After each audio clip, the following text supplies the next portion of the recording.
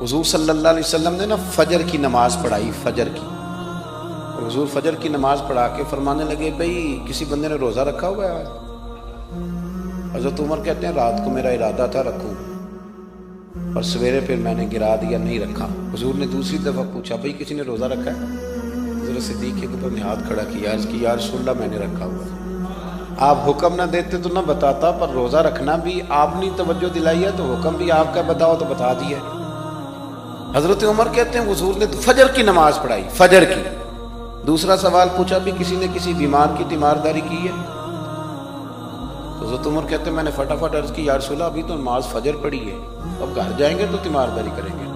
حضور نے فرمایا عمر تو ذرا ٹھہر جانا، جلدی نہ کر، ٹھہر نہ ذرا، رک تو صحیح.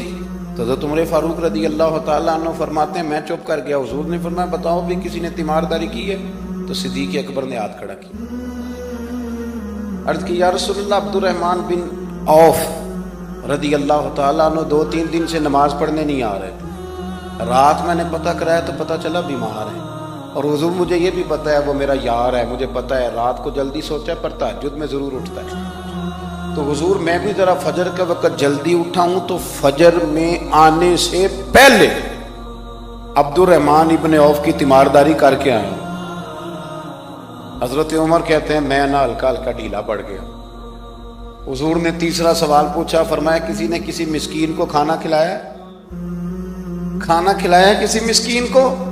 حضرت سیدنا عمر فاروق کہتے ہیں میں نے پھر عرض کی، میں نے کہا یا رسول اللہ ابھی تو فجر پڑی ہے، گھر جائیں گے کوئی چیز لیں گے تو کھانا کھلائیں گے. تو حضور پھر مسکرائے، فرمایا عمر تو ذرا ٹھہر نہیں جاتا، ذرا ٹھہر نہ، ذرا نظارہ تو کرنا، گویا یہ شان صدیق اکبر کا جلسہ ہو رہا، ذرا ٹھہرنا. حضور نے پھر پوچھا بھی کسی نے کسی مسکین کو کھانا کھلایا ہے؟ تو حضرت عمر کہتے ہیں لوگ سارے دائیں بائیں دیکھ رہے تھے اور میں چپ کے ابو بکر کو دیکھ رہا تھا، کہ مجھے پتا تھا کہ بولنا اسی نہیں ہے، اور دل میرا کر رہا تھا کہ کہہ دوں دیو جناب جواب، دل میرا کر رہا تھا. وہ سمجھ گئے تھے کہ سونا راضی کن کاموں میں ہو، بس یہ نقطہ انہوں نے پا لیا تھا. حضور نے فرمایا بتاؤ کسی مسکین کو روٹی کھلائی ہے؟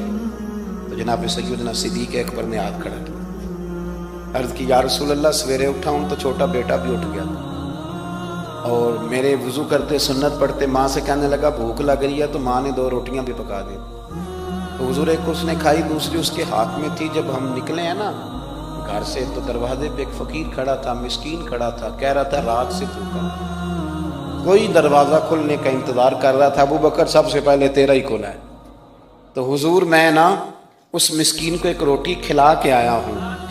حضرت عمر فاروق کہتے ہیں میں نے گردن جھکا لی اور میرے رسول کریم نے فرمایا اے اللہ میرے ابو بکر پہ رحم فرما، اللہ میرے ابو بکر پہ. وہ سمجھ گئے تھے، مزاج شناسات سمجھ آ گئی تھی کہ حضور کن باتوں میں، اور نا اپنے اوپر وہ سارا کچھ طاری کر لیا تھا. انہوں نے طاری، ان کی ادائیں بالکل ڈھل گئی تھی نبی پاک کی اداؤں.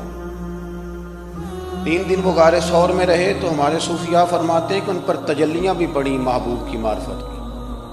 جب مدینے آئے نا نبی کریم کو لے کے تو کچھ لوگوں نے حضور کی زیارت کی تھی، کچھ نے نہیں کی تھی. تو کچھ آتے تو نبی پاک کی دستبوسی کر کے بیٹھ جاتے، حضرت ابو بکر سے ہاتھ نہ ملاتے، اور کچھ صرف حضرت ابو بکر سے ہاتھ ملاتے اور حضور سے ہاتھ ہی نہ ملاتے. میری بات پہ توجہ ہے آپ حضرات کی؟ تو کچھ لوگوں کو نا شبہ ہونے لگا، وہ معاذ اللہ سمجھنے لگے کہ شاید یہی اللہ کے رسول. حضرت صدیق اکبر یہ کیوں شبہ ہوا؟ تو ہمارے محدثین فرماتے ہیں کہ ابو بکر صدیق بولتے بھی اس طرح تھے جو میرے نبی پاک کا طریقہ، بیٹھتے بھی اس طرح تھے جو رسول پاک کا طریقہ. کہتے ہیں انہوں نے امامہ باندھا ہوا تھا تو جو امامے کا پیچ حضور کا ڈھیلا رہ گیا تھا ان کا بھی ڈھیلا رہ گیا. اس طرح اپنے آپ کو مزاج میں ڈھالا تھا، تو من شدی من تو شدم، میں اس طرح ڈھالا تھا مزاج میں، اس طرح کہ کوئی فرق ہی نہیں نظر آتا تھا.